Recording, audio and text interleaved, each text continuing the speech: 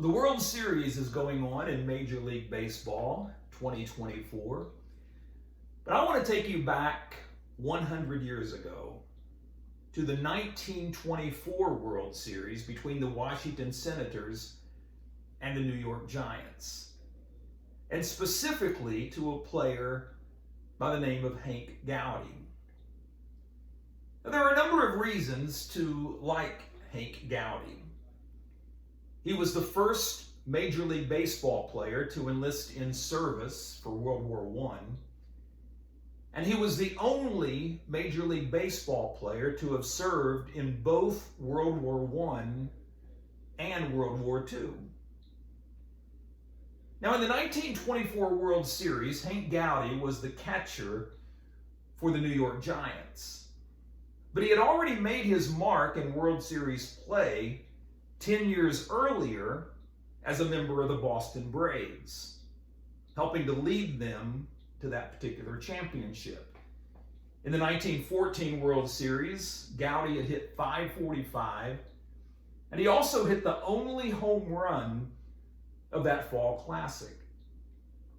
But now it's 1924 and he's the catcher for the New York Giants. And well, this one would not quite turn out so well. In fact, Hank Gowdy would make a memorable blunder that would contribute to the Senators' victory.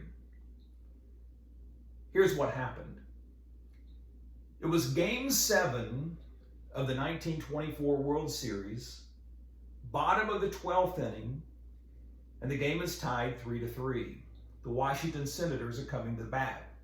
Hank Gowdy is behind the plate for the New York Giants. And Muddy Rule comes up to bat with one out. Now, up to this point through these 7 games, Muddy Rule had only one hit, so he wasn't deemed much of a threat. And in his plate appearance, he hit a pop fly behind home plate. Now, if you've played baseball, you may know that when a pop fly is hit behind the plate, the catcher will get up and take his mask off, and he'll hold on to his mask until he locates the ball and determines its direction.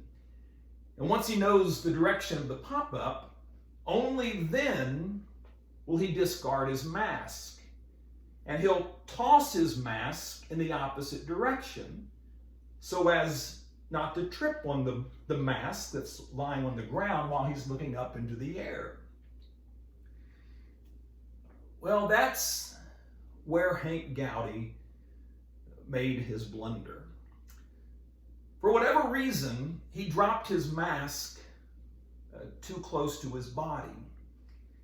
And as he went for the pop-up, Hank Gowdy got his feet tangled up in his catcher's mask, and he stumbled and missed the ball. And it fell harmlessly to the ground in foul territory. So it only counted as a strike against Muddy Rule, and the batter had new life. And he took advantage of it. Muddy Rule slugged a double. He was on second base now with one out. He advanced to third after an error and then scored on a bad hop single. And the Washington Senators won the World Series in large part due to the gaffe by catcher Hank Gowdy. I think of that story whenever I read 1 Peter chapter 2 and verse 1, where it says that we should lay aside all malice and deceit and hypocrisy and envy and evil speaking, because the phrase laying aside, the original word that's used there carries the idea of casting aside or throwing away from us. Similarly to how a catcher would toss aside his mask, that we're to throw aside these sins from us. Sometimes a person will ask, how close can I get to sin without actually sinning? But the question we really ought to be asking is, how far can I throw these things from me?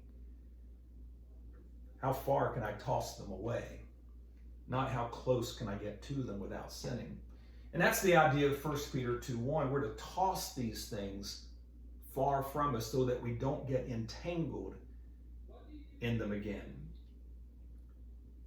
Thank you for watching, and be kind.